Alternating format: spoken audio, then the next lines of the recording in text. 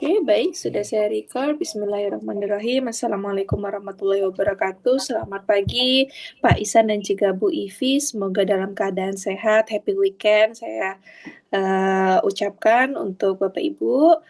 Izin saya mungkin untuk pagi ini belum bisa open kamera dulu karena tadi sambil ngerjain sesuatu. Oke, baik Pak Isan dan Bu Ivi. Terima kasih banyak sudah bergabung di pagi hari ini. Untuk hari ini mungkin kita akan bahas kebutuhan Pak Isan dan juga Bu Ivi, plus juga kita akan lihat fasilitas-fasilitasnya, dan juga nanti kita masuk ke bab 1. Izin saya sampaikan dulu kalau di Belantika, nanti akan ada saya dan juga beberapa mentor yang lain, jadi mungkin ganti-gantian. Namun untuk yang pertama sama saya terlebih dahulu. Berikutnya kalau untuk jadwal seperti biasa kita menyesuaikan dengan jadwalnya member. Untuk pertemuannya mungkin 7 sampai 8 pertemuan, tapi bisa juga lebih kalau memang diskusinya agak cukup panjang atau ada beberapa hal yang kepotong karena kerjaan dan lain-lain dari member begitu. Mungkin dari Pak Isan dan juga Bu Ivi mungkin boleh perkenalan terlebih dahulu, silakan.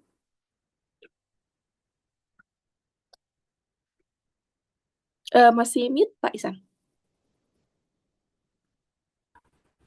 Eh, Mohon maaf, tadi untuk eh, atas nama Ivi Anjani ini saya ada kebuka 2 akun tadi gitu ya, Miss, ya? Oh, oke oke, siap siap, nggak apa-apa. Iya, jadi saya sendiri aja, Miss, ya. Oh, siap siap. Oke, baik, selamat pagi, Assalamualaikum warahmatullahi wabarakatuh. Waalaikumsalam warahmatullahi wabarakatuh, Mas. Oke, perkenalkan nama saya Muhammad Iksan, Miss baru bisa panggil saya Iksan. Saya berasal dari Pekanbaru, Riau. Nah, saat ini, saya lokasi di Pekanbaru di Panam, ya Panam City ya, Miss, ya. Kita sama-sama Panam orang tahu City, lah orang siap siap. Pekanbaru ya, Miss. Mm-mm. Iya. Nah, jadi, saya mengikuti, training ekspor dengan Belantika Academy ini, saya ingin, memperdalam dan menambah ilmu ya, dan ketertarikan saya dengan ekspor ini, Mm-mm. eee cukup bagus ya, gitu. Karena, kalau untuk secara panjangnya itu cukup bagus, apalagi saat ini secara global, dari komoditi di Indonesia ini cukup banyak ya, jadi banyak permintaan di, buyer-buyer dari luar negeri. Nah, Mm-mm. untuk, produk yang saya ekspor itu adalah Batalnat atau Pinang ya, Mas. Nah, Mm-mm. kebetulan sebelumnya saya sudah sempat, mmm, mengumpulkan beberapa supplier di beberapa daerah tentunya, yaitu di daerah Riau maupun daerah Jambi. Nah, saya Mm-mm. sudah melakukan negosiasi juga dengan mereka. Mungkin kalau untuk melakukan visitnya masih belum ya, Miss, ya. Nah, Mm-mm. mungkin, saya butuh arah Miss Sarah dulu nih, gitu. Jadi, secara konsepnya seperti apa, kita, jumpa dengan buyer maupun supplier, begitu, Mas. Oh, siap-siap. Tapi sudah tanya-tanya Pak Mhm. sorry, produksinya berapa banyak? Sudah, Miss, sudah. Kalau untuk, sebelumnya saya udah dapat 7 supplier ya, Miss, ya. Yang paling terdekat itu daerah Rengat, itu untuk kapasitasnya dalam 1 bulan mereka bisa stok untuk, 100, ton, gitu, Mas. Kemudian Mm-mm. untuk daerah lainnya seperti Jambi ya, Mas, karena Jambi saya dapat juga supplier itu, dari 100 sampai 400 ton dalam 1 bulan. Itu yang split ya, Mas, ya? Ini Pinang ya. Kalau Pinang di Rengat ya. Biasanya sih kalau kami ngambilnya daerah Jambi ya. Mungkin nanti coba saya tanya dulu juga sama tim yang biasa bantuin cari barang ya. Karena kalau dari online apa ya, kita dari pengalaman, kalau kita dari online Mhm. itu ya kadang-kadang ada yang scam juga gitu. Jadi harus Oh, dipastikan. Kalau di Jambi sebutin aja nama gudangnya di mana, nanti coba kita cari tahu. Tapi kalau di daerah lain, nah itu kita harus cek ke tim apakah pernah ngambil barang dari situ gitu. Karena kalau oke. 100 ton ya, 100 ton Iya, 100 itu ton, Mas. Dan 100 ton itu dibagi 18 kurang lebih 5 kontainer. Ya masih masuk akal sih sebenarnya. Cuman ya tergantung kualitas ya. gitu. Kebetulan kemarin Iya. saya baru ada visit buyer juga ke gudang gitu kan. Nah, memang kalau produk Hmm. kami itu sudah apa ya, well known lah kalau di beberapa negara gitu. Jadi sebutin aja nama suppliernya siapa, mereka biasanya tahu kualitas barangnya kayak gimana. Tapi itu kalau di Jambi, kalau di daerah lain, nah itu ya harus agak kita apa clarify dulu gitu. Jadi wajib kunjungan sih, Mas Isan gitu. Tapi kalau dari Pinangnya ini sudah paham apa namanya spesifikasinya? Kalau untuk spesifikasi sebenarnya sudah sempat belajari juga ya Miss ya, terkait mungkin dari grade-nya, kemudian monsternya gitu ya Miss. Mulai produksi dari awal sampai akhir. Oke, izin Mas Isan mungkin boleh Nah, matiin kebetulan dari kemarin itu kamera. saya Soalnya ya agak Miss. putus, kayaknya matiin aja kamera Mas Isan nggak apa-apa. Soalnya agak putus-putus ininya kayaknya sinyalnya dari sana. Hmm, berlancar. Oke, Ya, bentar Miss. Mas, Bentar. jelas Oke, kalau sekarang ini. sudah jelas Miss? Silakan. Nah, sebelum saya udah sempat nanya juga dengan beberapa supplier ya Miss ya. Kalau untuk Pinang, saya minta ke mereka itu grade 90 sampai 95+. Nah, kemudian untuk monsternya itu rentang 3 sampai 7%. Kemudian dari produksinya, kemarin saya sudah sempat minta dokumentasi juga dari awal sampai akhir. Mereka untuk sortirnya itu ada yang mesin, ada yang manual juga, Miss. Nah, sedangkan kalau secara logika kita, kalau kita menggunakan secara manual itu lebih efektif ya, Miss, ya. Jadi kalau manusia yang bekerja, jadi mereka untuk melakukan inspeksi atau melakukan pengecekan kualitas, itu lebih lebih bagus dibandingkan kita menggunakan mesin. Nah, jadi ada juga, satu supplier mereka, double, ada yang mesin, ada yang manual juga, gitu, Miss. Nah, karena kan kalau udah double seperti itu kan kita bisa memastikan kualitas juga. Bahkan, saya sudah koordinasi juga dengan tim yang di sini gitu, karena saya memang, membutuhkan satu quality control yang harus standby di sana untuk memastikan kualitas. Nah, kemudian dari mulai produksi, kemudian, mereka mendapatkan dari komoditi petani dari mana aja, sedangkan untuk daerah Rengat atau Indragiri Hilir atau Tembilahan ya, Miss, di sana cukup banyak untuk petani, pinang. Jadi sana tuh biasanya yang kita ketahui itu kan petani kelapa ya, Miss, ya. Ya. Nah, ya padahal di sana cukup banyak itu petani pinang di sana. Nah, jadi ada ketertarikan untuk, nanya ke beberapa supplier di situ. Bahkan sebelum saya udah sempat email juga ke Disperindak Indragiri Hilir, Miss, tapi belum ada respon dari mereka. Jadi saya pengen tahu nih, eee di sana, sudah berapa banyak itu, petani pinang, kemudian ada berapa orang pengepul yang bisa dihubungi, eee, mereka yang bisa diekspor gitu, Oke, Miss. oke, oke. Jadi kalau untuk apa namanya kualitas mungkin tiap daerah mungkin ada spesifikasi Mhm, khusus lah ya. Tapi nanti coba cek lagi one day kalau mungkin ada mhm, kesempatan bisa datang ke Jambi kan bisa cek langsung ya barang di Jambi ini seperti apa. Yang kedua kalau siap, untuk mau diskusi sama stakeholder memang kayak gimana ya membahasakannya. Yang lebih enak itu dengan HIS pejabatnya. Kalau nggak bea cukai itu karantina aja gitu karena kalau di mhm, Sperindak bukannya saya gimana-gimana tapi mungkin tidak terlalu open karantina atau bea cukai karena kan kalau karantina dan bea cukai terutama karantina ya mereka itu mhm, berhubungan langsung dengan produk oke. gitu. Mas Isan sudah ada perusahaan? Eee, Belum, Mas. Jadi kemarin saya udah kirim ke izinkan ID ya, Mas, Siap, ya. siap. Kemarin baru saya daftarkan, iya. Oke, oke. Nah, nanti kalau sudah ada perusahaan, karena Pinang ini kan cukup cukup cepat sebenarnya ya kalau mau closing ya. Karena Mhm, pengepulnya banyak, barangnya juga cukup tersedia di alam itu ya, nggak akan mungkin putus juga kecuali memang ada hal-hal yang kayak urgent. Nah, jadi bisa didaftarkan aja langsung perusahaannya ke stakeholder nanti gitu. Nanti saya ajarin caranya. Semuanya bisa online, tapi nanti ketika sudah ada akun, nah saran saya itu langsung ke apa namanya ke si stakeholdernya kantornya gitu. Misalnya Mas daftarkan ke karantina ya.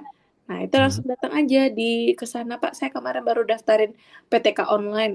Istilah akun itu namanya PTK online. Oh, Ini boleh nggak dimasukin ke dalam grup? Nah, kenapa harus dimasukin ke dalam grup mereka? Itu biar kita tahu siapa aja sih eksportirnya gitu. oh jadi berarti saya perlu ke tempat karantina Mas ya? Iya, betul-betul. Mas, nanti kan pengeluarannya ada, mungkin ada dua ya, either itu di Jambi atau Pekanbaru tuh pelabuhannya apa Mas? Dumai ya? Di Dumai Mas, iya. Ya, Dumai ya. Nah, saya nggak tahu apakah karantinanya udah pernah dicek belum di daerah mana, di kota kah atau di mana? Yang pusatnya. Oh itu belum saya cek gitu Mas. Coba dicek terlebih dahulu. Kalau di Jambi ini kan kabupatennya banyak, tapi karantina terbesarnya ada di kota Jambi gitu. Nah, coba dicek dulu kalau di Pekanbaru apakah di kota Pekanbarunya atau di kabupaten atau kota lain Oke. gitu. Jadi kan lebih enak kan untuk kalau deket ya bisa ke yang di Pekanbaru aja. Tapi kalau memang mau daftarkan yang di Jambi ya lebih oke karena di Jambi lebih bisa diajak kolaborasi stakeholdernya gitu. Oke. Lebih enak lah kalau mau diskusi-diskusikan. Nah, cuman kekurangannya nanti Mas Isan nggak terlalu tahu peluang di daerah sendiri gimana Mhm. gitu. Jadi saran saya sih memang daftarkan apa-apa tuh di daerah sendiri saja. Karena misalnya kalau ada pertanyaan, kan saya sudah daftarin Pekanbaru, nanti kalau saya ekspor dari Jambi bisa-bisa. Jadi tinggal Mhm. ditambahkan akunnya aja ke daerah Jambi gitu. Jadi sesemudah itu sekarang. Gitu. Oh gitu, oke Mm-mm. bagus.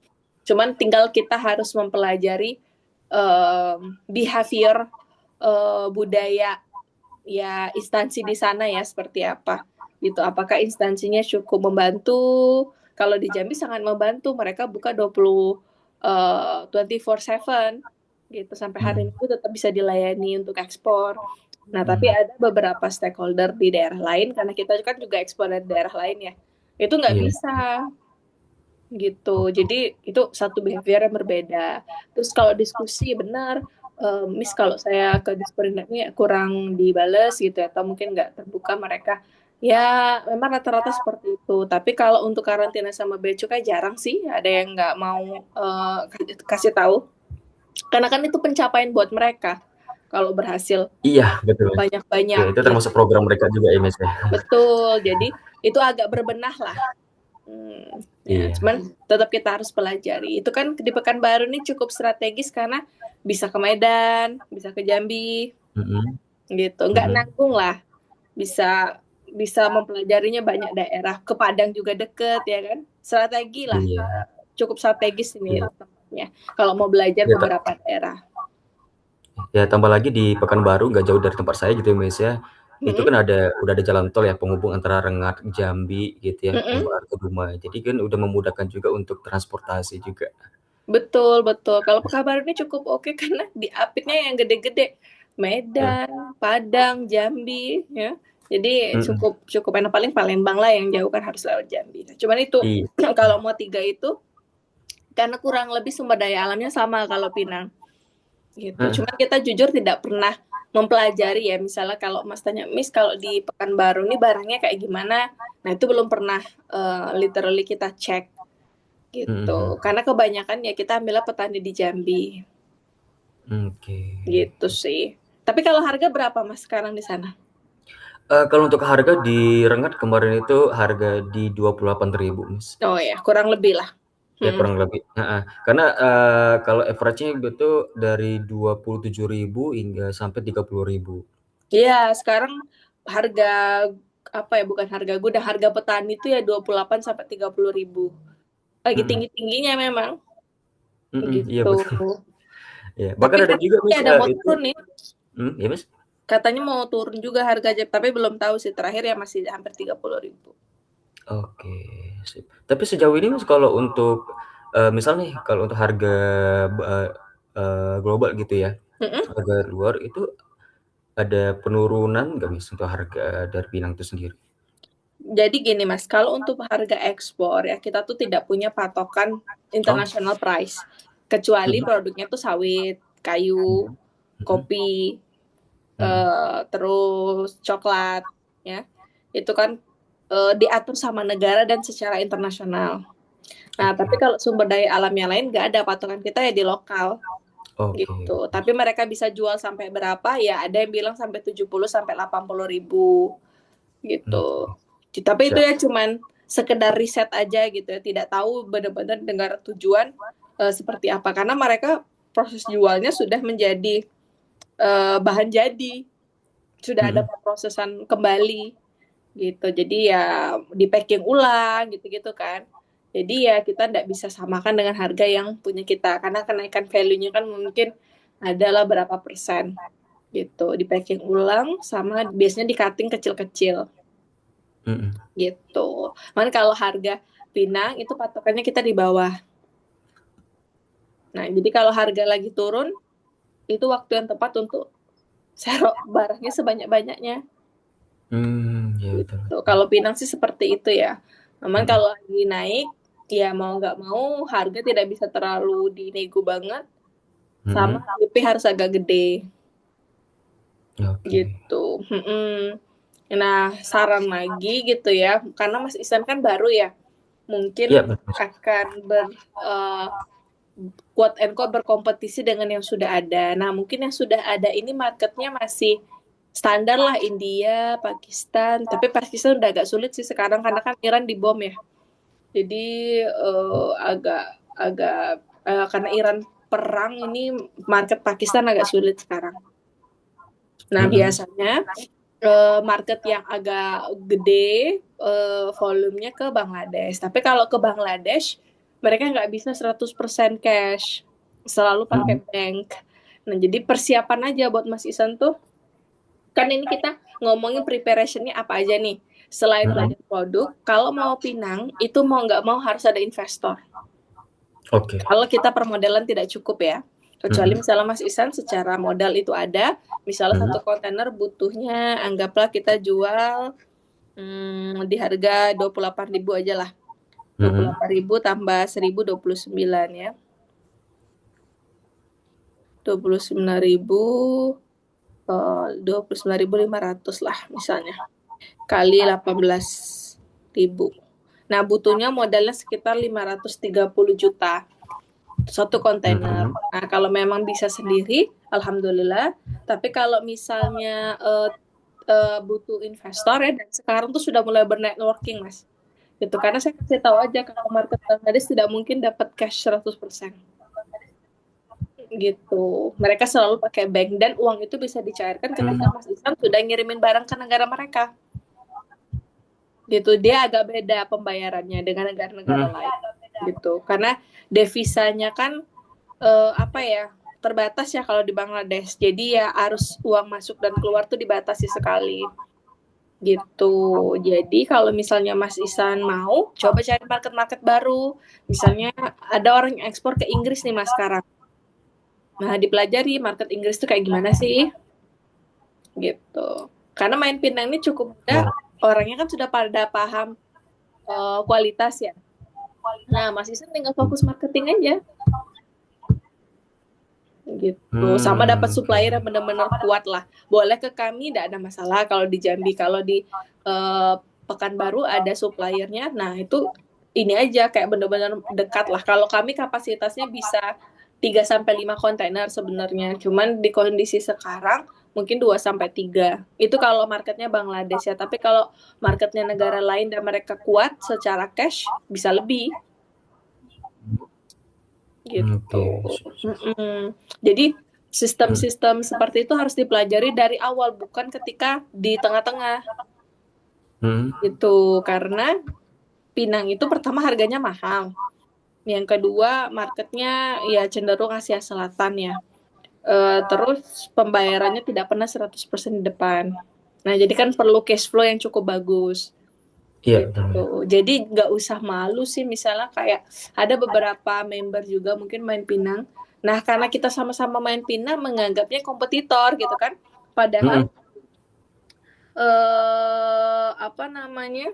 Padahal kalau misalnya si pihak eksportirnya, misalnya Mas Isan ini mau dapat quote and quote apa ya track record dulu, itu kan bisa saling sharing ya. Misalnya Mas Isan dapat proyek 10 kontainer, nah itu kan bisa dibagi-bagi banyak orang.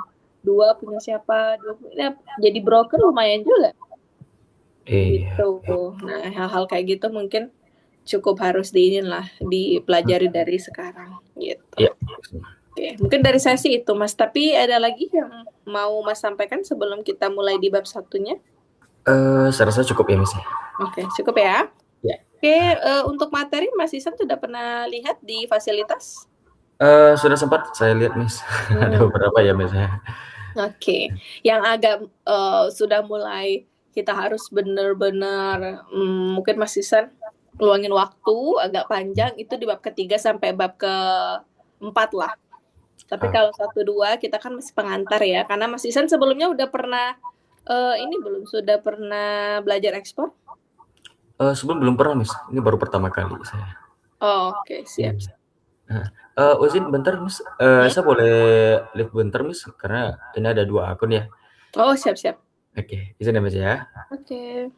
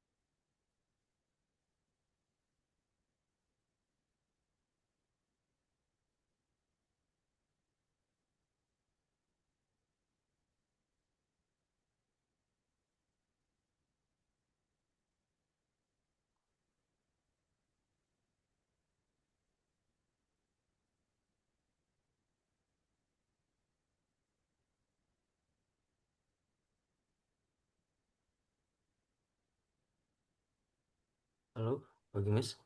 Halo, ya Ya, Mas bisa ya dengar sudah, suara Miss. saya? Ya. Oke.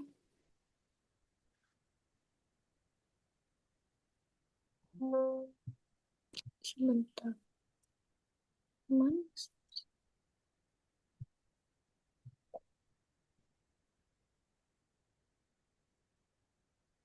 Sebentar ya Mas, ini nggak mau. Oke.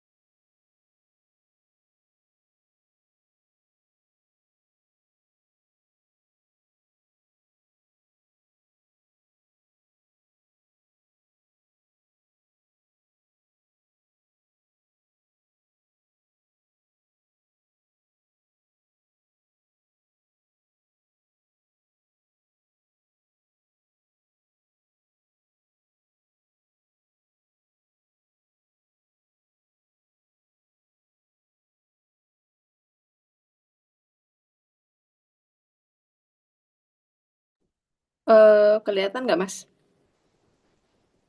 Nah, kelihatan Mas. Oke, siap. Ya, Oke, jadi untuk yang pertama kita akan bahas dulu untuk di pengantar bisnis ekspor ya. oke. Oke, kalau yang paling penting misalnya Mas tanya, Mas kalau untuk promosi itu di ekspor apa yang harus ditonjolkan? Sebenarnya kalau Pinang ini paling enak ya, karena marketnya sudah ada, produsennya juga banyak. Jadi pentingnya itu di digitalisasi gitu. Jadi Hmm. memang harus main sosmednya kencang gitu. Sekarang aja website kami itu sudah dikunjungin mungkin banyak banget pembeli gitu ya, baik yang jadi ataupun tidak jadi ya. Tapi intinya ada dari sana. Itu dari website loh, apalagi dari sosmed. Sosmed kan Hmm. paling gampang ya, gitu. Jadi Hmm. wajib nanti aktif di sosial medianya. Nanti Oke. boleh contoh aja punya Belantika nama websitenya tuh Jambi Commodity. Jambi gitu. Jambi Commodity.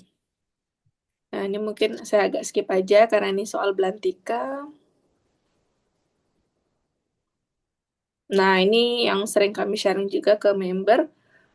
Ketika belajar ekspor tuh nggak harus jadi eksportir, tapi juga bisa membuka ya opportunity yang lain. Contohnya ini, kita kerja di logistik, PPJK, pelayaran, bisa kerja di perusahaan ekspor juga ya. Mana tahu nanti Mas mau berkarir dulu deh jadi marketing di perusahaan A itu untuk mengasah marketingnya bisa gitu. Atau kalau di sektor akademik seperti Belantika kita juga jadi dosen ya kalau tertarik misalnya kayak saya ngambilnya di international business atau di kewirausahaan ya bisa seperti itu jadi macam-macam sebenarnya benefit untuk ikut pelatihan ekspor. Hmm. Nanti Mas Ihsan akan berkolaborasi dengan beberapa perusahaan kami ya. Yang pertama kalau PT Belantika Indo Global ini perusahaan ekspornya. Kalau Hmm. Belantika Academy untuk akademinya, yang untuk pelatihan, Belantika Kreatif nanti Mas Isan untuk pembuatan kompro dan katalog, izinkan ini untuk legalitas. Yang sudah dihubungi izinkan ya Mas ya. Ya, oke, baik Mas. Nanti kalau kreatif mungkin agak menunggu karena kebetulan ada disposisi dari tim juga, sehingga nanti ada tim yang baru untuk menggantikan yang lama. Nah, ini produk-produk kami, Mas. Jadi nggak hanya Pinang, kami juga ekspor lidi, batu, dan yang terbaru itu gaharu. Hmm. Gitu. Oke, Mas. Ini ada beberapa portofolio, nanti mungkin bisa dicek di sosial media ataupun di media cover. Kalau untuk pelepasan sendiri, yang paling memorable itu pernah dilepas langsung oleh Pak Jokowi, pernah dilepas langsung oleh Pak Zulkifli Hasan, dan juga pernah mendapatkan kunjungan dari Bapak Bu Diah Roro ya, Wakil Menteri Republik Indonesia yang sekarang. Oke. Oke, Mas. Nah, ini materi-materinya nih Mas, nanti akan kita pelajari ya. Kalau untuk VVIP memang agak lebih banyak karena ada 10 ya, kalau yang reguler itu sampai 9. Untuk yang sekarang kita belajar dulu pengantar bisnis ekspor, yang kedua persiapan. Persiapan ini lebih ke produk, persiapan badan usahanya, terus Hmm. juga nanti persiapan quality control. Yang ketiga, pra-promosi ini lebih ke riset market dan juga menghitung harga. Misalnya kayak tadi Mas sudah tahu harga gudang 28.000 tuh saya apresiasi banget. Karena itu Hmm. Hmm. sudah modal kita untuk cara menghitung. Sebenarnya matematikanya dalam bisnis kan jauh lebih sederhana ya Mas ya. Karena tinggal Iya. tambahin aja. Kalau bayarnya bilang, tolong dong hitungin barang sampai ke pelabuhan di Dumai misalnya ya. Artinya kan Hmm. nama istilahnya FOB, nanti kita pelajari. Ya tinggal hitung aja tracking, kita Mhm. hitung biaya dokumen berapa, biaya buruh untuk muatin ke dalam kontainer berapa. Ya Mhm. udah itu sudah menjadi harga baru. Gitu. Oke. Sebenarnya matematika bisnisnya sangat sederhana, namun yang harus dipelajari itu adalah komponennya. Gitu. Jadi biar nggak boncos.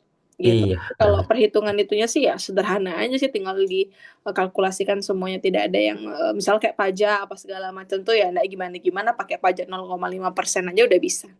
iya, Gitu. oke. Terus untuk promosi ekspor ini kita fokus digital dan juga tradisional marketing,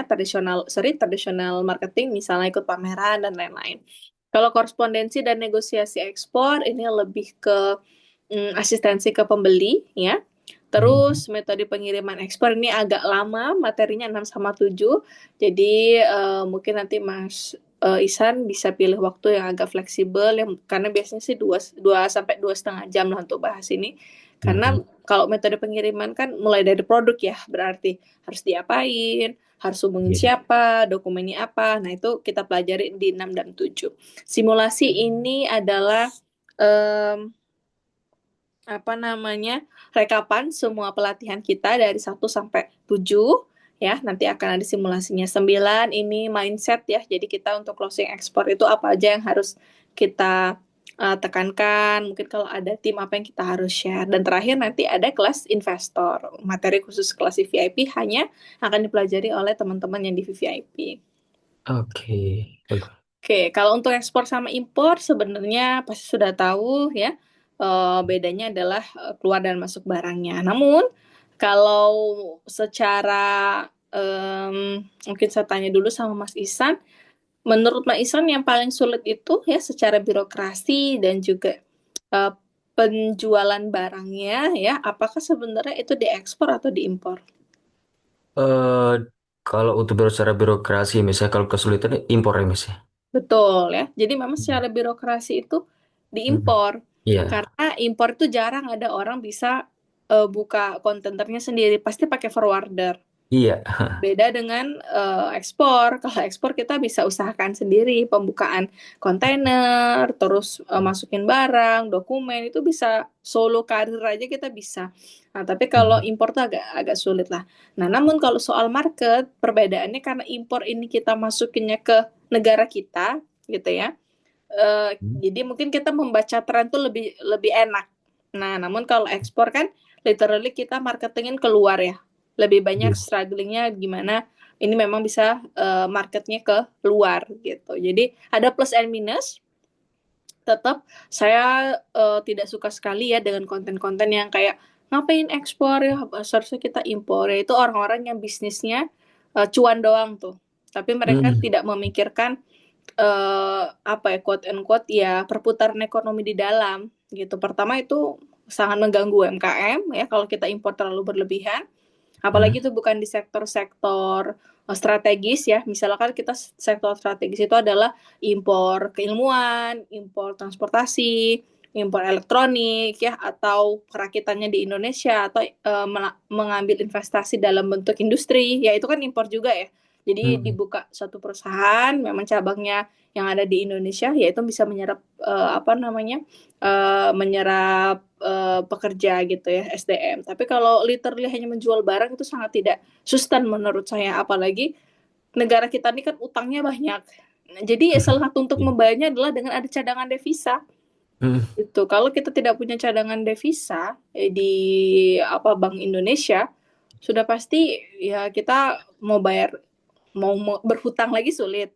Mau ya contohnya kayak Bangladesh tadi ya. Mereka tuh negara sebenarnya tinggal tinggal apa ya, tinggal nama dan ada state-nya aja, tapi secara Mhm. ekonomi dan politik kan sudah sangat kolaps gitu. Jadi saya nggak terlalu suka dengan campaign-campaign yang kayak ya kalau mau duit cepet ya harus impor gitu, apalagi barang-barang dari Cina. Itu memang secara cuan mungkin cepet ya, karena masyarakat Indonesia tuh ya konsumtif sekali gitu. Tapi Hmm. kalau saya pribadi berbisnis itu harus sustain, terus yang kedua visi misi untuk ke negaranya harus kuat. Nah itu tergantung beda-beda lah.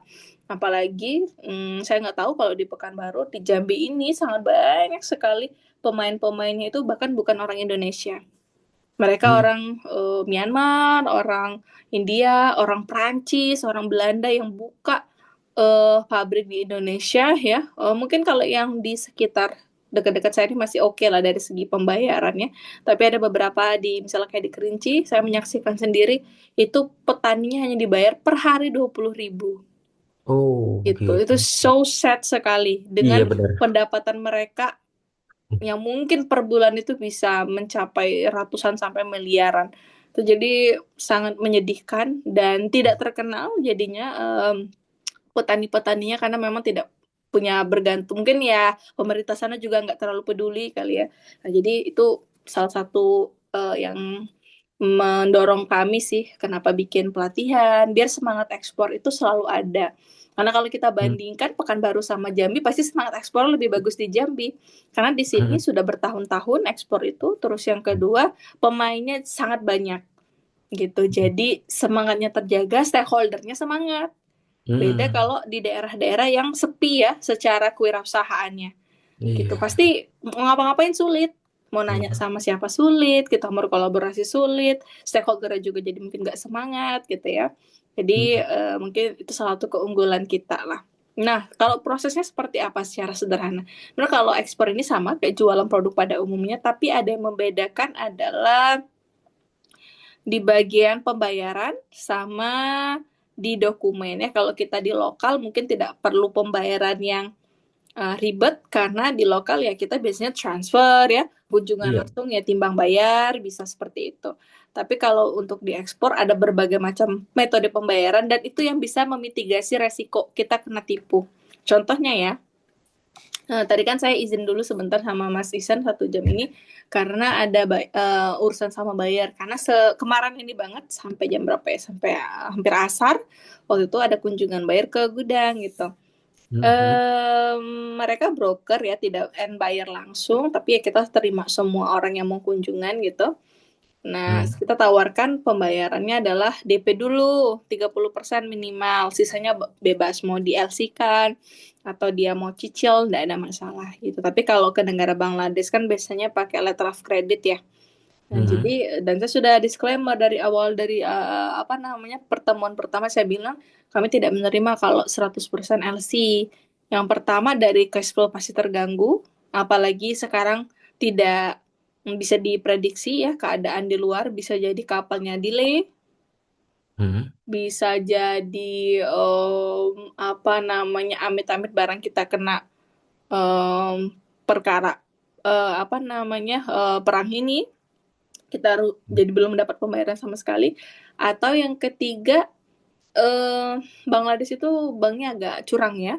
Jadi Oh, harus gitu. hati gitu.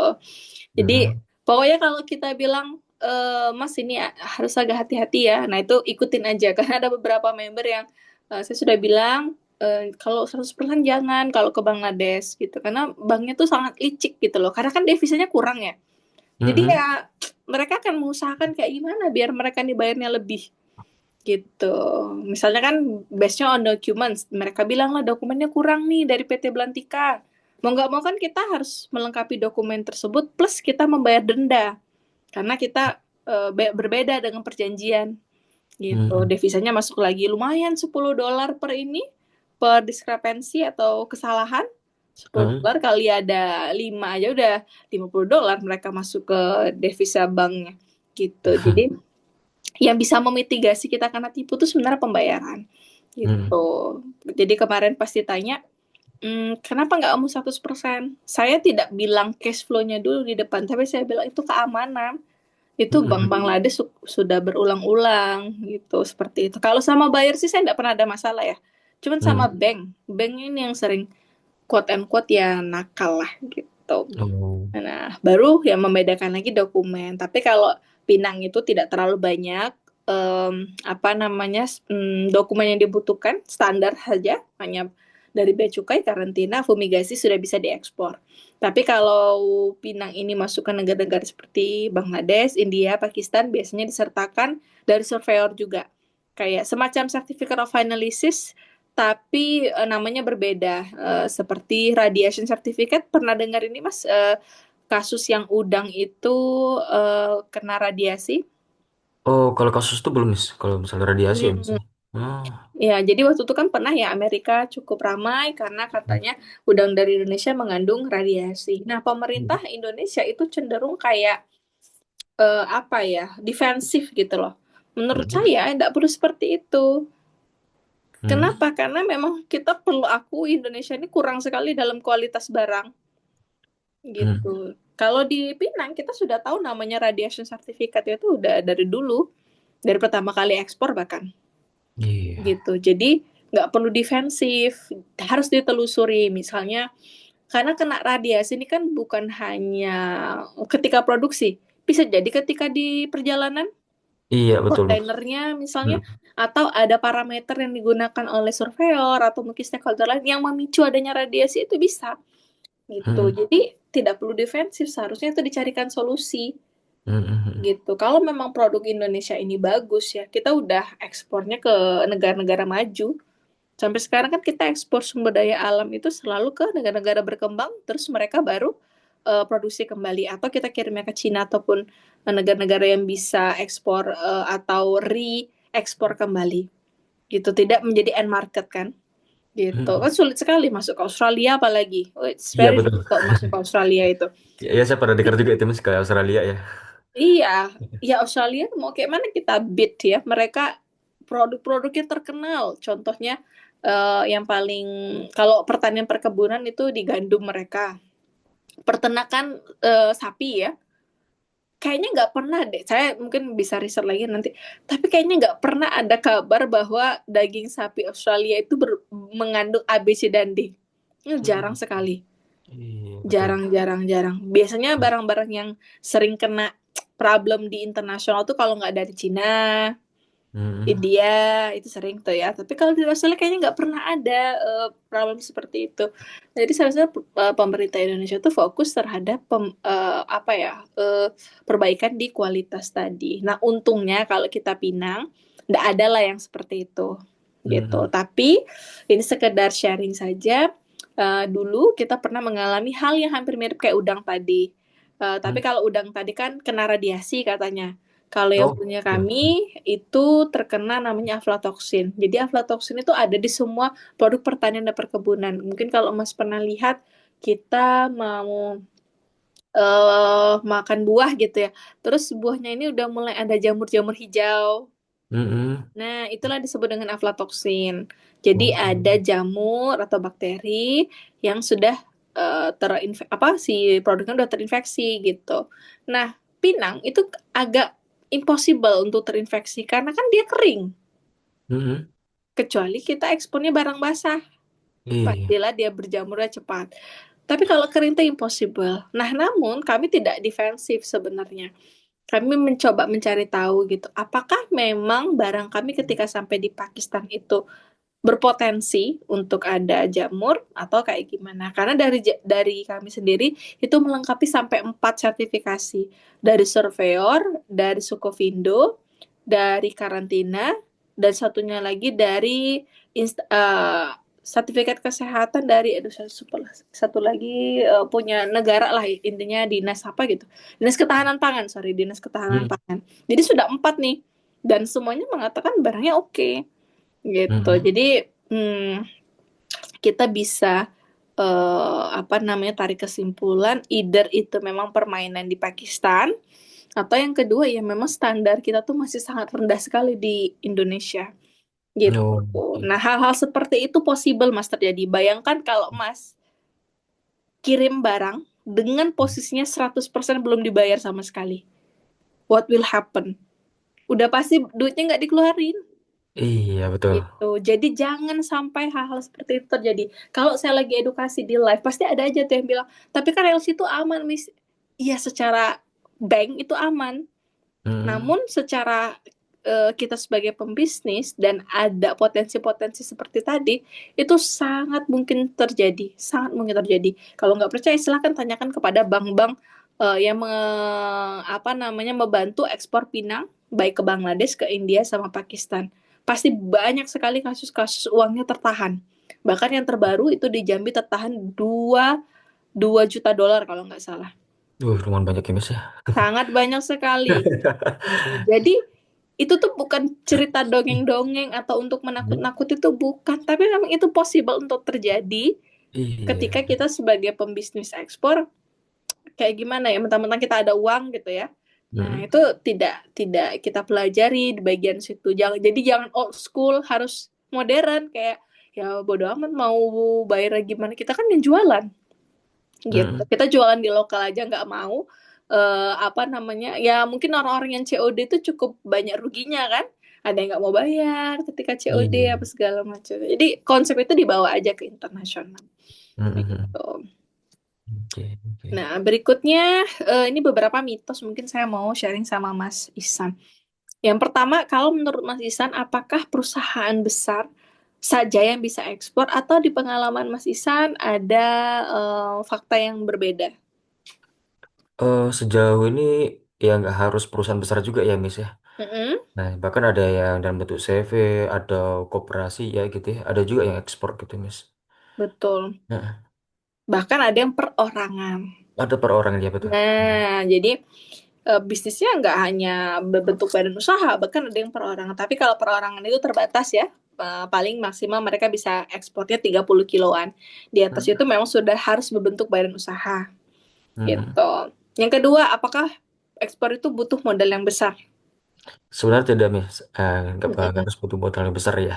Ya Mm-mm. penting mindset dulu nih, gitu niat dulu itu udah termasuk modal ya, Miss ya. Mm-mm. Modal dan ilmu lah. Betul. Ini kira-kira modalnya ini akan kita butuhkan ya, selain di produk, apalagi Mas yang akan keluar nih, kita ngeluarin biaya untuk permodalan di awal. Hmm. Apalagi yang akan kita butuhkan. Misalnya kayak Mas nih ikut Hmm. pelatihan, oke lah, Hmm. modal modal Hmm. belajar. Ada Hmm. lagi nggak? Ya, kalau untuk yang jadi ekspansi ke jalur lebih besar lagi perusahaan ya duit ya Miss ya, uang Hmm. ya kita siapin juga. Heeh. Ya, Apalagi yang tadi yang seperti yang Miss sampaikan tadi, itu kan lumayan banyak gitu ya beberapa eh secara aktualnya gitu ya Miss ya, banyak betul. problem gitu. Jadi kita harus persiapkan juga itu semuanya. Jadi Hmm, biar kita ujungnya nggak sampai boncos ya Miss. siap. Heeh. Jadi yang paling penting itu sebenarnya adalah modal untuk networking. Owner Nah, walking ya. contohnya kayak saya bilang tadi ya, Heeh. apakah Miss ketika saya dapat project, karena saya nggak punya modal dulu nih Miss, bisa saya share ke orang lain, tapi tetap saya mendapatkan benefit alias fee? Bisa. Apakah saya sudah terhitung sebagai eksportir? Ya sudah. Heeh. Tuh.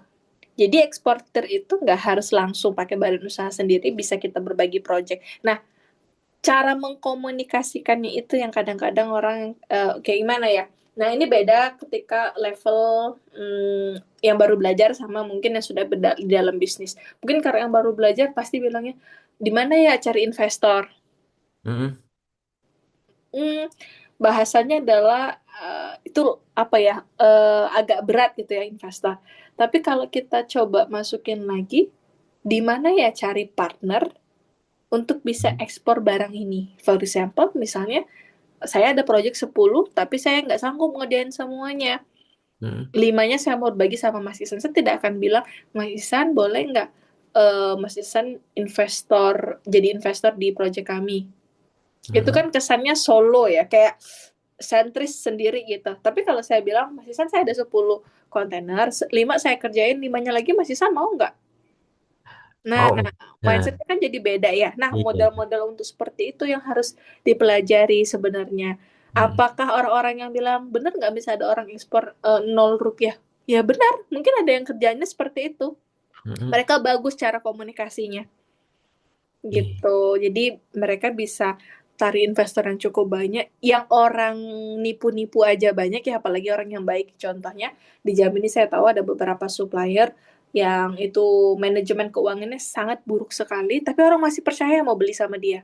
Mm-mm. Apalagi orang-orang yang bagus gitu kan, lebih banyak lagi. Jadi rasanya cara berkomunikasi itu bisa dipelajari.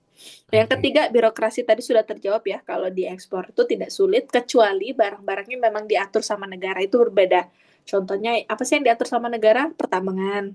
Mm-mm. Yang kedua, hasil Peningkatan hutan. ya sebutan gitu ya. Terus yang ketiga, hewan dan tumbuhan liar dan yang dilindungi. Yang keempat, tanah, air. Itu kan semuanya diatur sama negara. Mm-mm. Itu berbeda memang ya. Kalau belantika kita udah pernah ekspor semuanya, yang bebas sudah pernah, yang dibatasi sudah pernah, dilarang pun sudah pernah ekspor. Tapi memang kebutuhannya kalau dilarang itu bukan untuk komersil, biasanya untuk akademik Mm-mm. gitu. Terakhir, apakah hanya untuk produk tertentu aja? Tadi ya, tidak, karena yang betul-betul dilarang sama negara itu biasanya berasal dari mining ya, banyak yang dari mining itu dibatasi dan juga dilarang, atau ya tadi tanah dan air biasanya yang akan dilarang, dan juga hewan dan tumbuhan yang liar dan dilindungi gitu, itu biasanya punya klarifikasi yang dilarang ekspor, tapi selebihnya boleh. Bahkan nanti Mas akan kaget banget nanti di slide berikutnya, syarat ekspor itu cuma ada dua. Nah, Mm. nanti bisa dicek ya sebentar. Untuk perbedaan perdagangan domestik sama internasional menurut Mas Isan yang paling kelihatan di bagian apa? Kok persyaratan itu dokumen ya Mas ya? Dokumen, Mm-mm, dokumen sama pembayarannya tadi ya Mas. betul. Ada Heeh. lagi nggak yang benar-benar sangat berbeda? Sangat berbeda. Dalam segi pengiriman kali Mas ya. Good, dari segi pengiriman. Ya, heeh. Terus ada Kalau lagi? pengiriman, kemudian negosiasi lah, gitu cara negosiasi kita, Hmm. gitu sih. Nah, yang paling membedakan tuh sebenarnya adalah uangnya, Mas. Oh iya, gitu. Uangnya ya. Kalau di ekspor, kita pakai dolar biasanya, atau mungkin devisa yang lain ya, uang Mm-mm. asing yang ada di negara luar, misalnya kayak yang paling sering itu mungkin yuan ya, Mm-mm. yen itu yang sering masuk ke Indonesia juga, atau pound sterling dan juga euro. Nah tapi di lokal ya kita pakainya rupiah, sehingga ada berbagai macam faktor kita bisa dapat profit double. Mas cek nggak hari ini berapa dolar? Oh hari ini belum Mas. Nah coba deh dicek berapa nih dolar hari ini. Dolar hari ini. Mm-mm.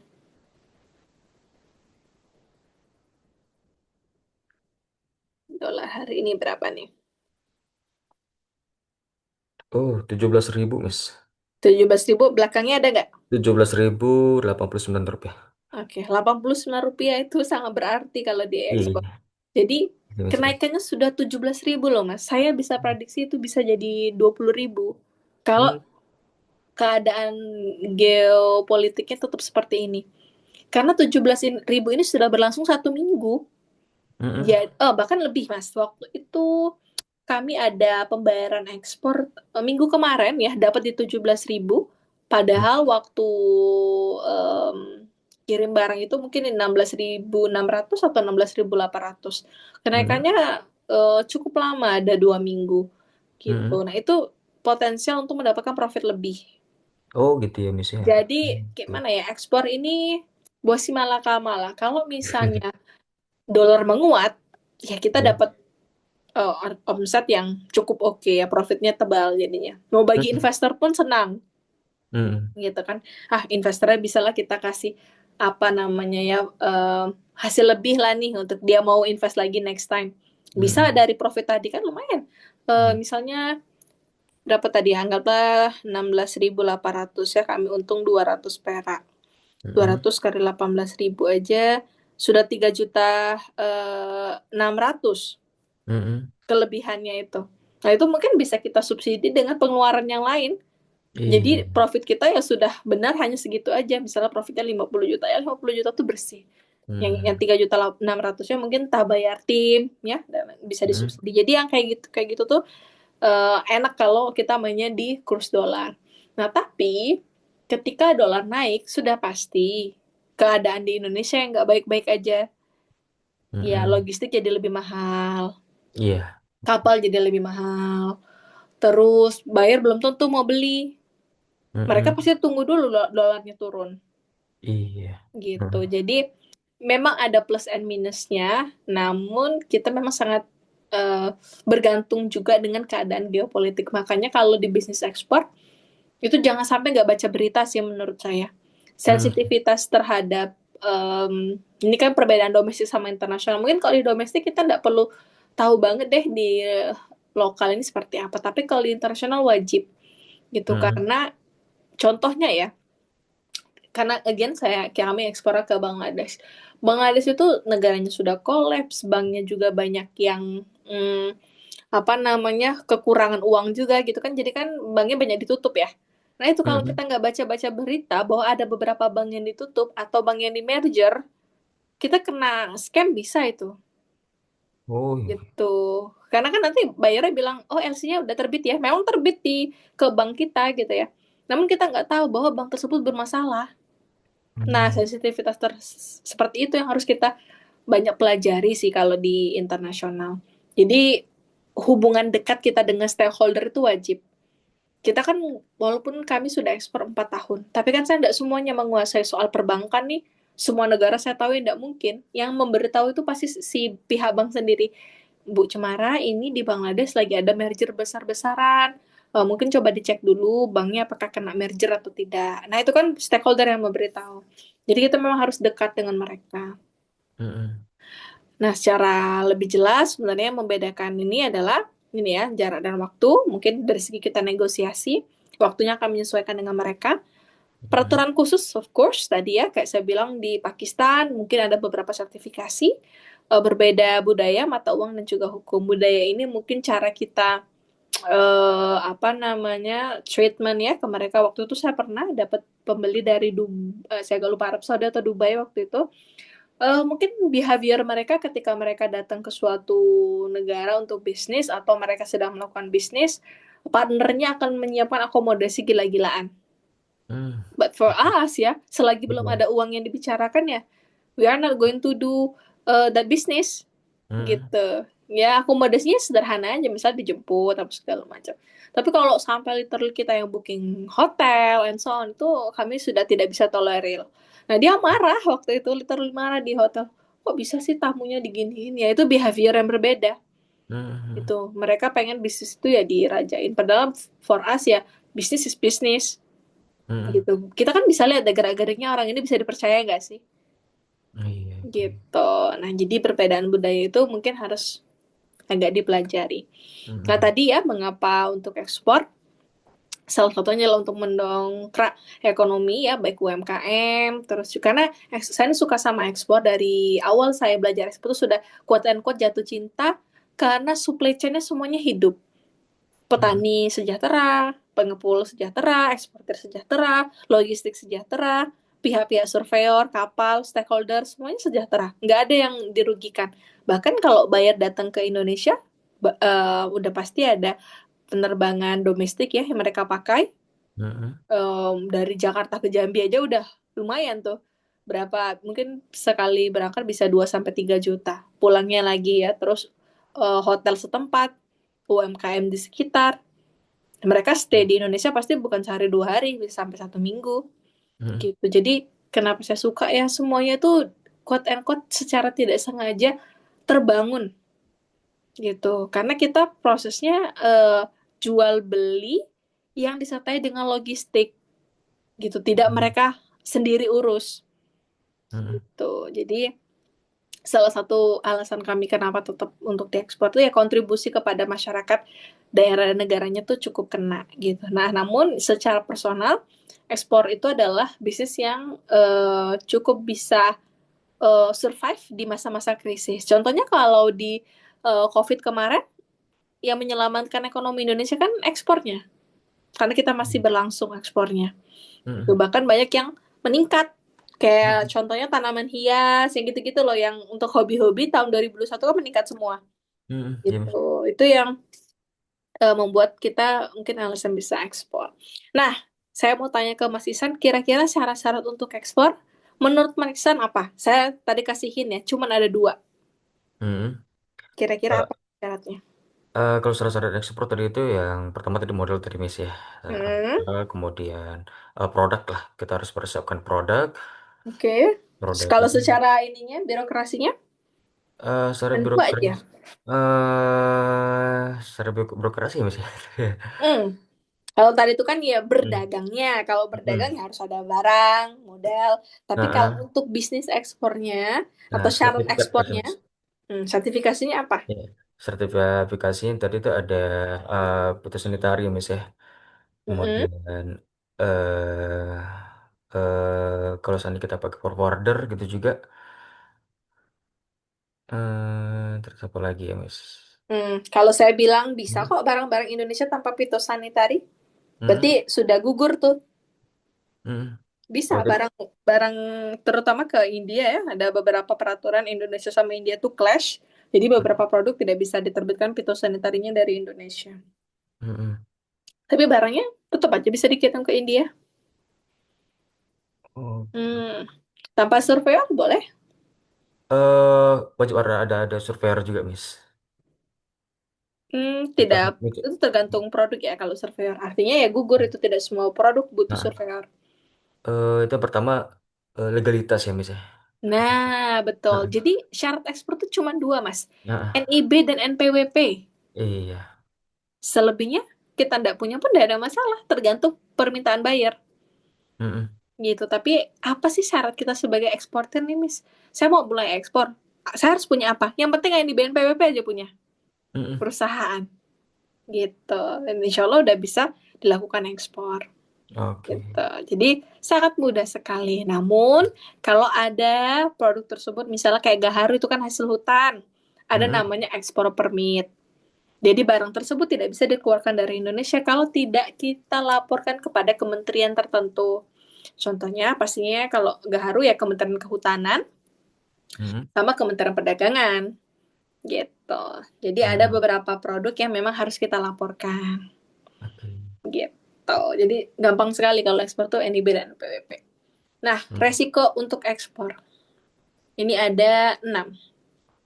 Yang pertama kalau resiko pembayaran, pasti yang tadi ya, kita kalau tidak mitigasi dengan tepat, pembayarannya bisa terhambat, mm-mm, dan juga bisa, ya ada space untuk mereka caranya menurunkan harga. mm-mm, Contohnya kayak tadi ya, dokumennya kurang. Kita kan pasti ngemis-ngemis ke bayarnya ya. Mister, terima aja lah udah dokumennya, gitu. Oke lah, saya terima dokumennya, nggak usah dikirim lagi dokumennya secara ulang, tapi kasih diskon. Nah, itu bisa terjadi. Itu namanya resiko pembayaran. mm-mm. Yang kedua, kalau resiko kualitas atau reject, Mas, seperti apa? Risiko kualitas ya, Miss ya. Mm-mm. Ya biasanya kalau untuk itu kan mereka pasti ada komplain juga ya, Miss ya, kalau masalah kualitas ya. Mm-mm. Kalau sudah dikomplain, barang yang sudah dikirim seperti apa penanganannya menurut Mas Isan? eh Penanganannya eh ya mungkin dari harga ya Mas ya kita akan kurangi Mm-mm. juga, Good. kemudian ke depan kita memberikan kualitas lebih baik lagi lah gitu. Hmm. Kalau di reject seperti apa? Kalau di reject ya Mas ya, Mm-mm. hmm, dari harga ya Mas, bagi saya Mas, dari harga mungkin bisa Harga. kita Mm-mm. negosiasikan Ya, kalau barangnya dipulangkan ke Indonesia, ke Indonesia ya. Hmm, is it possible? Gimana Mas? Is it possible untuk dikembalikan ke Indonesia? Possible Mas.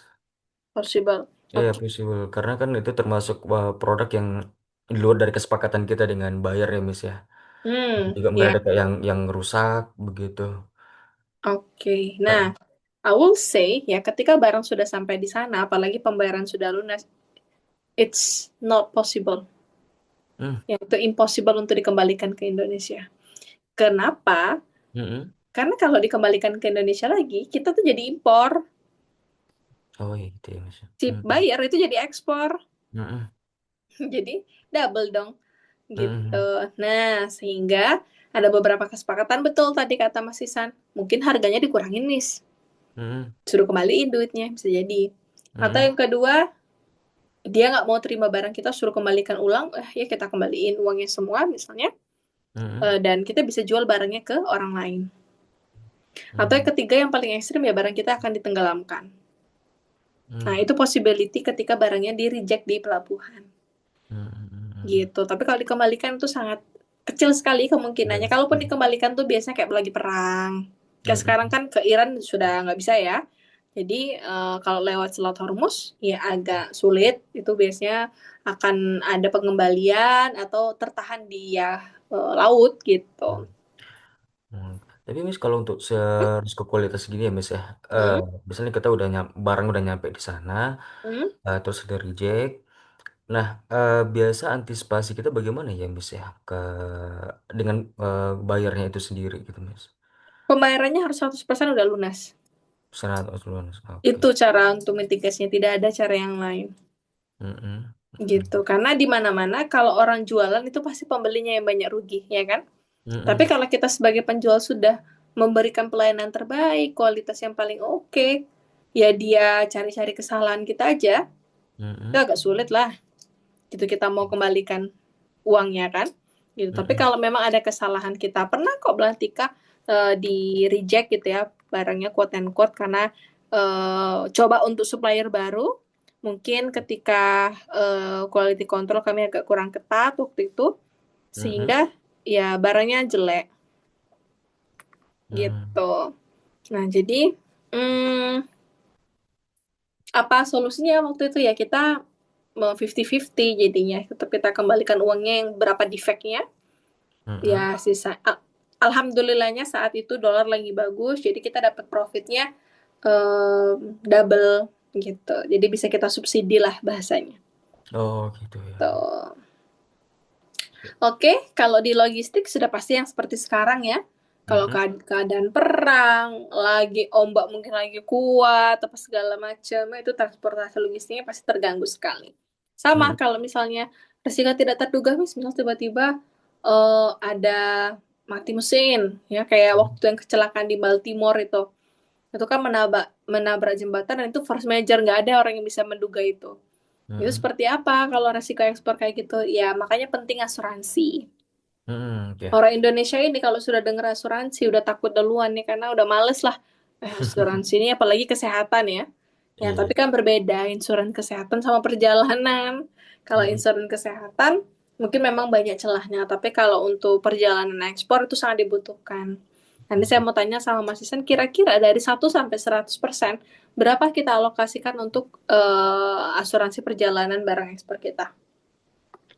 100 sampai 100%. Nah, gini Mas, kalau pertanyaan saya gini, eh itu kalau asuransi ya dari eksportir sendiri atau dari buyer sendiri ya Mas ya, yang lain tuh?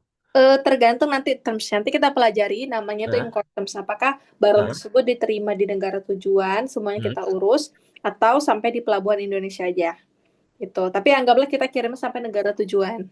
Mm-mm. Oke. Hmm. Kalau untuk Kira-kira berapa persen? asuransi ya Mas ya, Mm-mm. bagi saya 100% nih Mas. Kita Alokasinya. kalau asuransinya Mas ya. Kita patokannya adalah insurance invoice, misalnya invoice-nya 1 M. Hmm. Mm-mm. Nah, kira-kira berapa kita alokasikan dari 1 sampai 100% dari 1 M itu? Bagi saya 50% Mas. Wah, gede banget tuh 50% ya. Kalau saya kasih tahu bahwa Hah? 1 sampai 100% nggak ada 1% pun, cuma Oh nol gitu koma ya Mas ya. tiga persen. Oke. Heeh. Kecil sekali, jadi cuma 0,3 sampai 0,5 biasanya. Eh, Jadi sangat kecil dan bisa cover 80% hmm. biasanya. Gitu. Jadi kan lumayan ya. Mm-mm. Kita ya misalnya profit 100 juta gitu kita alokasikan, sorry omsetnya mungkin 500 juta kayak tadi si Pinang gitu secara invoice, ya kita cuma Mm-mm. alokasikan 0,3 sampai 0,5 Mm-mm. gitu. Kecil banget sebenarnya. Jadi Mm-mm. seharusnya kalau yang ini pakai aja asuransi, nggak Pakai usah asuransi takut. Mas. Mm-mm.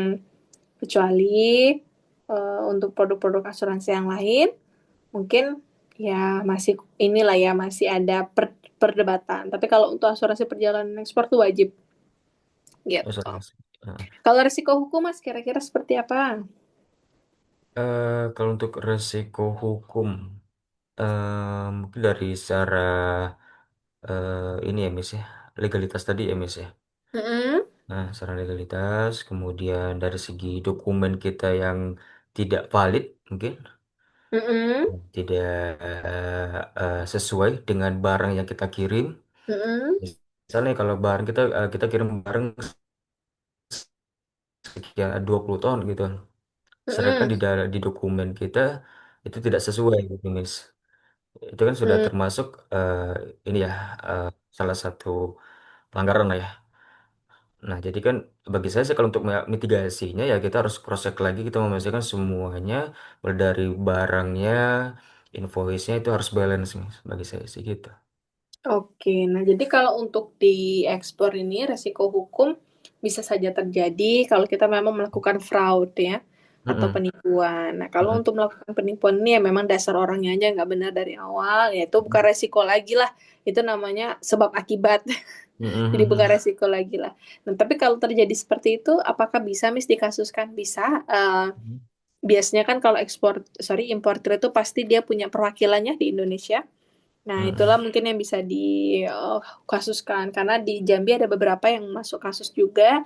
Mm-mm. Terus bahkan ada juga eh, produk-produk itu di negara tujuannya yang dikasuskan, kayak produk kami yang ke Pakistan itu masuk ke pengadilan karena Mm-mm. dari Indonesia kan sudah lengkap ya, ada 4 sertifikasi, kenapa di Pakistan bisa timbul aflatoksinnya, dan itu alhamdulillah menang lah, si bayarnya tetap bisa buka kontainernya ya, namun perjalanannya cukup panjang gitu. Mm. Jadi resiko hukum itu bisa terjadi ya kalau memang quote and quote secara kualitas atau dari segi kita ya memang misalnya mau nipu gitu. Tapi kalau di luar itu sih insya Allah nggak ada. Gitu. Makanya Mm-mm. penting ya namanya sales kontrak. Sales kontrak itu Mm-mm. paling penting ke supplier. Supplier secara MOU ya Miss ya Hmm, sama mereka. iya, paling penting Mm-mm. itu ke supplier, ke gudangnya, ke broker ya, itu paling penting. Mm-mm. Kenapa? Orang Indonesia ini ya gitu ya, kita maunya semuanya instan, maunya cepet uangnya, Mm-mm. nggak mikir besok-besok tuh seperti apa lagi Mm-mm. gitu. Mungkin saya nggak tahu kalau di Pekanbaru apakah pernah ada kejadian serupa, tapi di Riau itu pernah kita dapat yang Mm-mm. kayak gitu suppliernya. Mm-mm. Kalau di Jambi tuh banyak sekali. Jadi pengalaman yang paling berkesan tuh sebenarnya bukan dengan buyer ya, tapi dengan supplier-supplier. Itu Mm-mm. bahkan ada yang mereka tega gitu ya bohongin si brokernya atau eksporternya tuh ya literally dikosongin gudangnya gitu, pindah gitu dari situ, menghilang Oh, oke. gitu. Ada yang sampai ekstrim seperti itu ya. Di Jambi ada beberapa bahkan dia mungkin punya anak istri di sini ditinggal juga. Nah jadi mentality orang Indonesia tuh masih seperti itu, Mas, gitu. Mm-mm. So jangan kaget, Mm-mm. jangan kaget. Dengan buyer mungkin kita diplomasinya enak ya, tapi kalau dengan sesama orang Indonesia tuh biasa, kita jangan kaget dengan kejadian-kejadian seperti itu.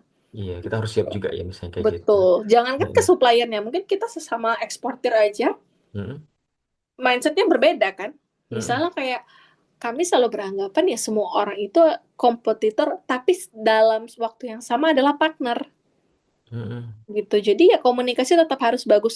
Quote and quote kita bermain di dua kaki Oke. gitu. Kita tetap harus riset harga seperti apa, Mm-mm. orang tuh kelebihannya apa gitu, tapi tidak menjatuhkan dan itu bisa jadi partner Mm-mm. gitu. Tapi ada juga orang-orang yang mentalitinya lemah Mm-mm. sehingga ketika ada hal yang selek aja, kita misalnya sama Mas Isen selek nih Mm-mm. orang kok ini udah nggak mau berbisnis lagi gitu. Padahal Mm-mm. itu mungkin masih bisa diselesaikan gitu ya. Jadi mentality mentality seperti itu ya masih adalah di Indonesia. Itulah pentingnya trust ya, Mi. Dari Betul. masalah B2B, trust itu paling pentingnya. Trust sama komunikasi. Orang kalau Komunikasi. trust nggak ada masalah. Nah, Kalau misalnya saya percaya sama Mas Isan, tapi nah, Mas Isan nggak komunikasikan ke saya kan bisa nuduh macam-macam. iya. Gitu. Komunikasi itu penting banget pokoknya. Kalau kalau saya tuh teman-teman yang di Belantika ya, misalnya tim gitu ya, kalau mereka nggak bisa Mm, komunikasikan saya dengan baik, pasti mm, kita tegur gitu, karena yang paling penting itu komunikasi bukan yang lain, karena kalau komunikasinya bagus kita mungkin bisa maklum. Ya namanya juga baru mulai, misalnya Mas Isan nih, nah, mm, kita partneran gitu, Mas Isan mencari barang, kami yang ekspor, itu pun sebaliknya.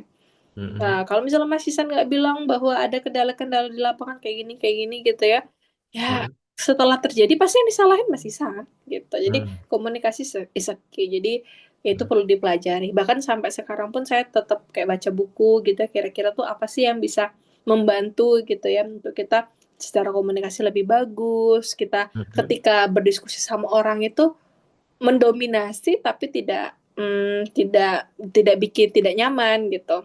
Mhm. Itu perlu dipelajari ke depannya. Mhm. Terakhir untuk nilai tukar uangnya, again tadi kita sangat bergantung dengan diversity kejadian-kejadian di luar, sehingga kalau oh kayak sekarang kan semuanya tidak aman ya mas. Kita tuh di dalam posisi everything is not safe. Kita mau taruh uang di investasi nggak safe, mau Mhm. taruh di kripto nggak safe ya. Satu-satunya yang safe adalah taruh di real business. Namun di real business, kalau konsumsi dari konsumen kita menurun, ya itu kan juga berbahaya. Kayak sekarang kan everyone kayak udah deh uangnya di ini dulu simpan dulu gitu, semua lagi mahal. Mhm. Mereka mengedepankan ya tadi ya kebutuhan-kebutuhan primer dulu. Gitu sama kayak bayar seperti itu juga ketika mereka dulunya mungkin royal untuk bisa dapetin harga yang tinggi. Once ini dolar sedang menguat sekali, ya mereka mungkin akan pilih-pilih negara Mhm. gitu. Kita tuh saingannya sudah mulai ke Vietnam ini. Vietnam itu udah mulai saingan kita tuh. Oh, Bahkan oke. mungkin ada yang impor dari Vietnam dan Myanmar juga saya nggak tahu. Gitu. Mhm. Kabar-kabarnya sudah ada mereka yang impor dari Vietnam sama Myanmar kalau Pinang. Mhm. Nah, makanya pemerintah kita kalau tidak memberikan secepat mungkin ya regulasi biar nyaman gitu loh pembeli di Indonesia gitu kan. Mungkin apa Mhm. kayak di servisnya gitu ya. Mhm. Ya, kita punya saingan yang sangat kuat gitu Vietnam. Gitu. Mhm. Vietnam itu sudah mengalahkan kopi kita loh. Karet kita udah diembat. Thailand, Vietnam. Tapi Nah, secara supply gimana, Miss? Perbandingan dengan kita. eh Vietnam itu bedanya dengan Indonesia seperti Indonesia mungkin secara abundance-nya ya kayak sumber daya alamnya abundance kayak di mana-mana tuh ada. Hmm. Kita mau ke Jambi, ke Palembang, ke Papua, ya sama aja sumber daya alam itu melimpah. Tapi yang kita tidak punya adalah sumber daya manusia yang bisa menghasilkan kualitas yang bagus. Iya, oke. Hmm. Gitu. Itu kelebihan orang-orang dari sana. Mereka tuh Hmm. kualitasnya lebih bagus, harganya lebih murah. Kita Hmm. ini udah harganya tinggi, orangnya apa ya orang Indonesia nih sok-sokan menurut saya gitu kayak Iya. kayak kayak kita nih tuh menjual itu ya harusnya ramah gitu ya kayak terbuka gitu. Kenapa orang lebih senang berinvestasi ke negara-negara seperti itu? Kan udah ada regulasinya mudah, orangnya juga lebih open. Itu Hmm. menurut saya ancaman 10 tahun ke depan gitu. Cuman ya so far karena kita itu mineralnya banyak, seolah-olah kita tuh surplus terus ekspor gitu. Tapi kan Hmm. itu yang tidak bisa diperbarui. Once itu habis, Hmm. ya KO juga kita nanti gitu. Jadi itu sih mungkin apa namanya resiko yang paling besar ya. Kita harus bisa bersaing juga dengan negara-negara tetangga seperti Vietnam, Thailand. Tapi Thailand lagi agak kurang bagus juga dari ekonomi. Cuman Vietnam sih yang cukup meningkat sekarang ekspornya. Dan juga Hmm. banyak investasi masuk kan ke mereka. Hmm. Gitu. Hmm. Di pengalaman kami sendiri bahkan kayak gimana ya? Ada pembeli datang ya waktu itu ke Jambi. Mungkin ada yang ngelaporin apa seperti gimana saya nggak paham juga. Wajar nggak sih kalau pembeli itu datang ke Indonesia untuk ngecek? Wajar sekali kan? Namun ada orang-orang mungkin nggak suka ya iri dilaporin ke imigrasi. Yang dilaporkan seperti apa, Miss? Jadi disuruh pulang Oh, iya. gitu. Itu kan secara bisnis mengganggu banget ya. Kayak apa sih orang-orang ini kayak ekspor itu kan apa mereka nggak paham ya bahwa ekspor itu kan tidak bisa sebenarnya kita di lokal tapi kan kalaupun di lokal cara berbisnisnya pun pakai rupiah Hmm, nggak mungkin iya. pakai dolar Nah. nggak boleh tidak boleh ada peredaran dolar dolar itu dalam lingkup negara Indonesia kecuali Hmm. kita memang cross negara ya overseas kita bisa tapi kalau dalam itu nggak boleh memang visanya ya mungkin visanya pengunjung tapi kalau pengunjung cuman untuk ngelihat produk masa nggak boleh sih jadi Hmm. hukum kita terlalu kaku gitu loh. Hmm. Ada beberapa saat itu tuh bisa membantu. Satunya, salah satunya adalah dia kan stay di hotel. Apa nggak pemasukan buat hotelnya? Hmm. Kita aja ajak makannya itu di UMKM. Hmm. UMKM juga jadi meningkat Hmm. gitu. Jadi itu sih untuk international policy-nya ya. Nah Harusnya untuk jadi pemerintah pemerintah bisa memberikan fleksibilitas ya Miss ya Bener, kalau untuk saya ya untuk jadi itu. pemangku kepentingannya, mungkin Iya, saya ajak ke iya. kantor kita gitu loh. Mana tuh kan ada yang bisa di pitching gitu kan. Heeh. Menurut saya harus diservis, cuman ya itu akhirnya saya gak lupa ya waktu itu apakah pindah hotel apa apa gitu. Jadi intinya memang diusir dari hotel yang pertama gitu. Itu literally kita kayak penjahat gitu loh. Ada orang imigrasinya datang. Heeh. Nah, ini untuk jenis-jenis eksportir ya Mas ya.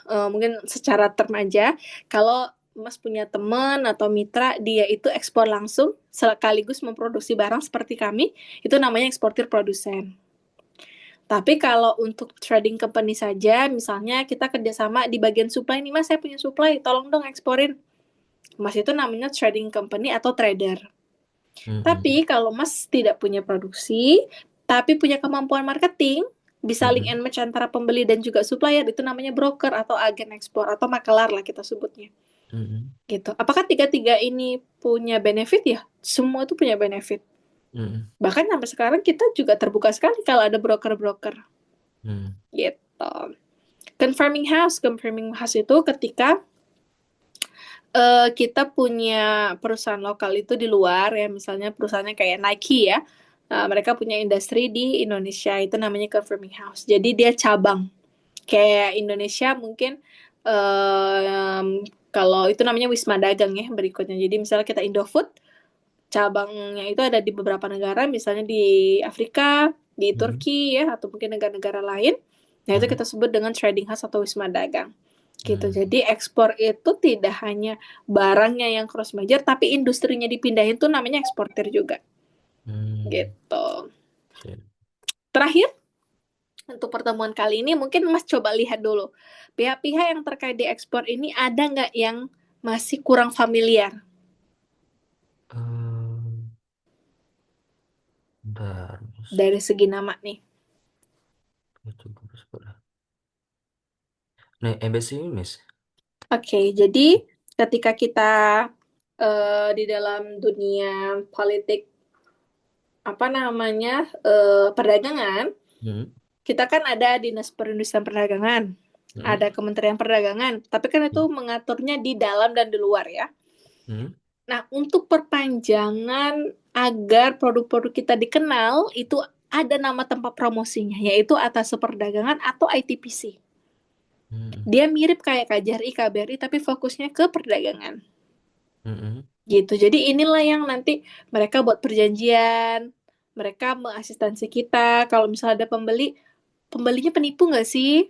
Itu bisa kita Mm. laporkan ke mereka. Mm. Gitu. Untuk diajak negosiasi. Gitu. Mm. Tapi itu nanti saja kita pelajari. Intinya ada instansi yang ya itu PNS juga. Oh, gitu. Oke. Gitu. Paham. Mm-mm. Paham. Oke. Sip. Kalau dinas terkait apa aja kalau diekspor? Kalau dinas terkait itu bea cukai ya, Miss ya, pasti ya. Ya, terus? Ya, bea cukai, kemudian dinas perdagangan. Ya, tapi yang provinsi ya. Ya, yang provinsi ya, Miss. Iya, kalau untuk yang ngeluarin dokumen yang provinsi kota itu juga berpengaruh, tapi Oh, tidak singgungan langsung dengan kita. ya, karantina tadi udah karantina boleh ya, Mas ya. Kalau untuk Iya, ah, Badan Karantina Indonesia badan namanya karantina. sekarang. Badan karantina itu kalau kota terusan tadi bea cukai ya, Miss. Iya, bea cukai. Jadi kalau misalnya di karantina ini, Hmm. em, biasanya setiap pelabuhan atau setiap daerah kecil-kecil yang ada, misalkan kayak di Pekanbaru mungkin ada pelabuhan kecil-kecilnya ya, itu tetap Hmm. ada karantina lokal Hmm. gitu. Tapi kalau untuk yang di pusatnya itu biasanya diletakinnya di kota sih gitu. Jadi Hmm. pusat-pusat untuk kita bikin dokumen di sana. Namun kalau untuk kita sekedar diskusi untuk tanya kualitas barang itu bisa yang di karantina lokal gitu. Biasanya mereka yang akan melakukan kunjungan. Ya, tapi mereka biasa open ya, Miss ya. Kalau Open kita open banget. datang, jadi tahap awal bagusnya kayak gimana ya, Miss? Kita komunikasi sama mereka ya, Miss. Ya itu bikin akun dulu Mas. Jadi Oh, bisa datang ke sana. Bapak hmm. Ibu saya ini mau ekspor pinang misalnya gitu. Saya Hmm. sudah bikin. akunnya boleh nggak diarahkan biasanya kalau di sini ketentuannya kayak gimana. Oh, gitu. Mm-mm, gitu. Itu salah satu mempermudah kita juga ya misalnya ke depannya. Betul. Jadi Hmm. hiraukan aja lah kalau ada orang-orang yang ngomong kayak, saya waktu itu pernah ngobrol dengan salah satu em, apa ya, ya karyawan di salah satu perusahaan ekspor gitu. Jujur saya nggak pernah dengar perusahaan ekspornya. Mm-mm. Tapi kenapa saya nggak pernah dengar karena nggak pernah ada di radar stakeholder. Gitu. Hmm. Saya tanya di mana perusahaannya di sini-sini gitu. Em,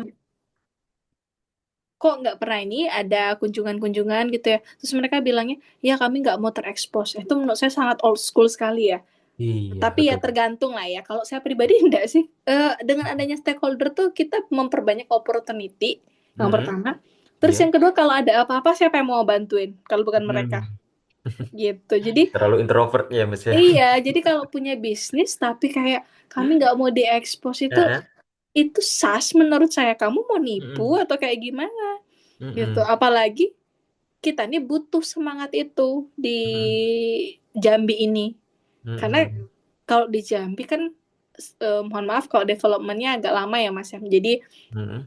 perkembangannya cukup lama sehingga Mm-mm. infrastruktur juga harus terus ditingkatkan.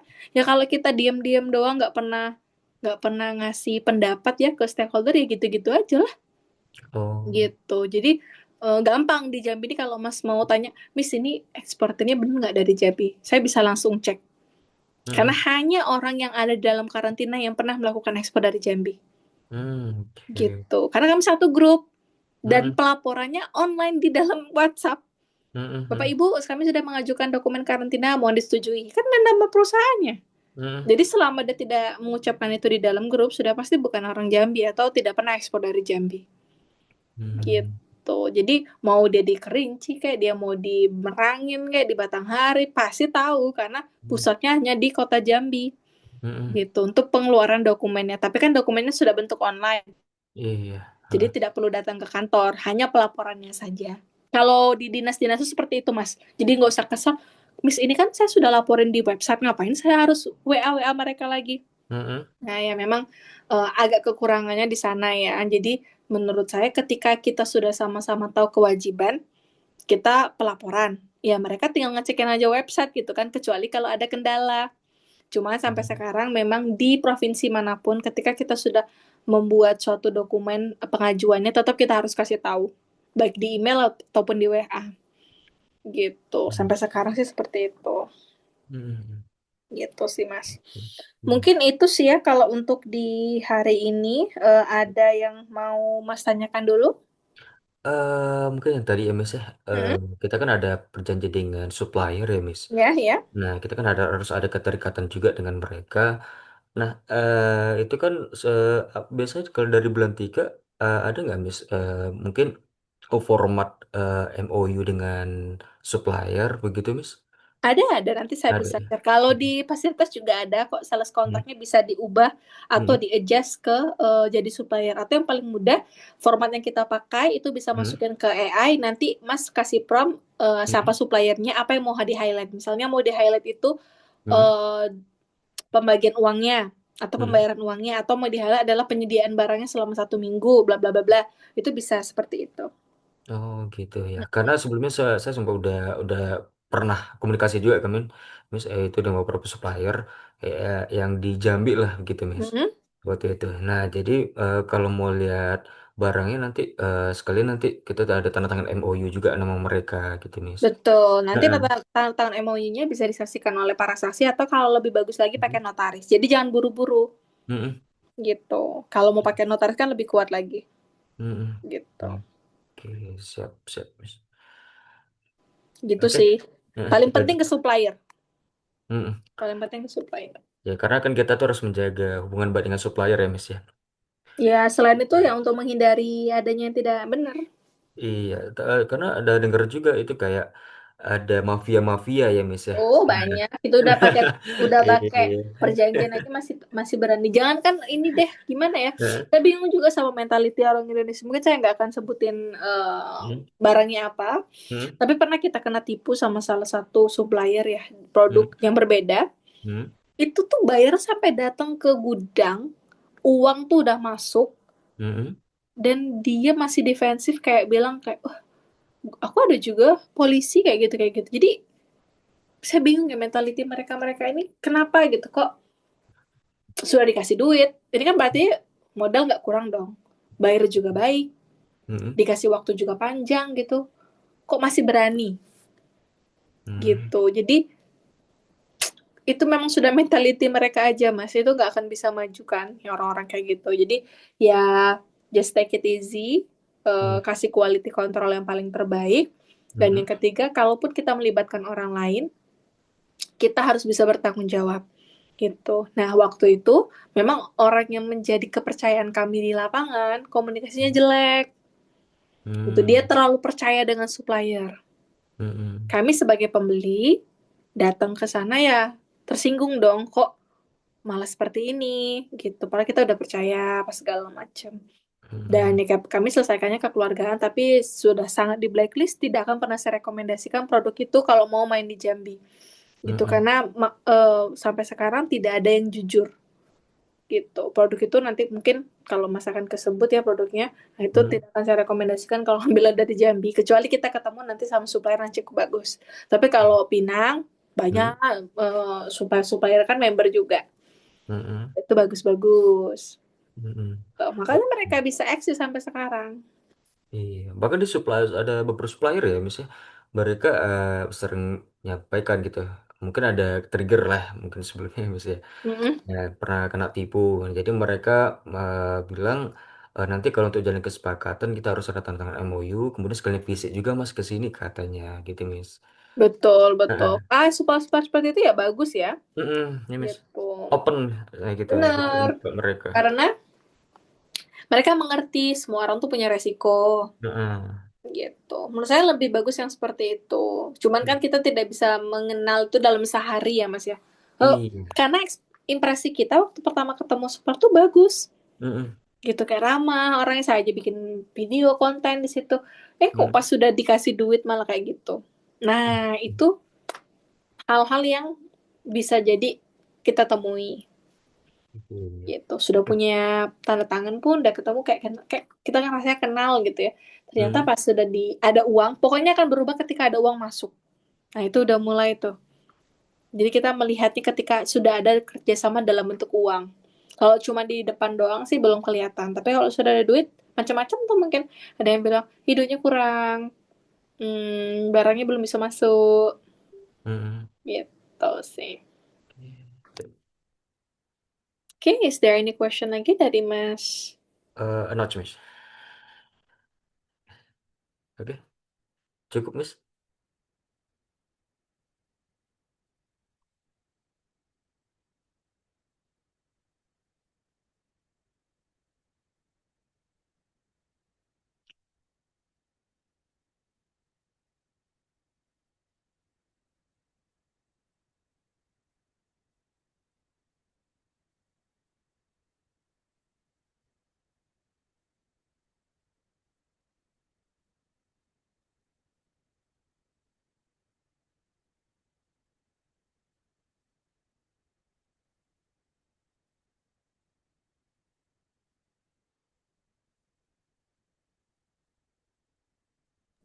Oke, sorry. Jadi Mas Isan kalau misalnya tidak ada yang mau ditanyakan lagi, perhaps kita selesaikan dulu. Mm. Kemungkinan nanti kita lanjutkan lagi di minggu depan atau nanti di hari Minggu ini coba saya cek dulu jadwalnya karena sudah Mm. agak padat dari pagi sampai sore. Tapi Mm. kalau ada Mm. waktu mungkin di malam nanti saya diskusikan ke Mas Isan ya. Oke, baik Miss. Oke, rekamannya nanti ditunggu, akan di-share sama saya atau mungkin sama admin. Mm. Kalau ada yang kurang ataupun ada yang salah, saya mohon maaf. Saya akhiri dengan ucapan Alhamdulillahirrahmanirrahim. Wassalamualaikum Mm. warahmatullahi wabarakatuh. Assalamualaikum warahmatullahi wabarakatuh. Terima kasih Miss. Ya, siap. Sehat selalu, Mas.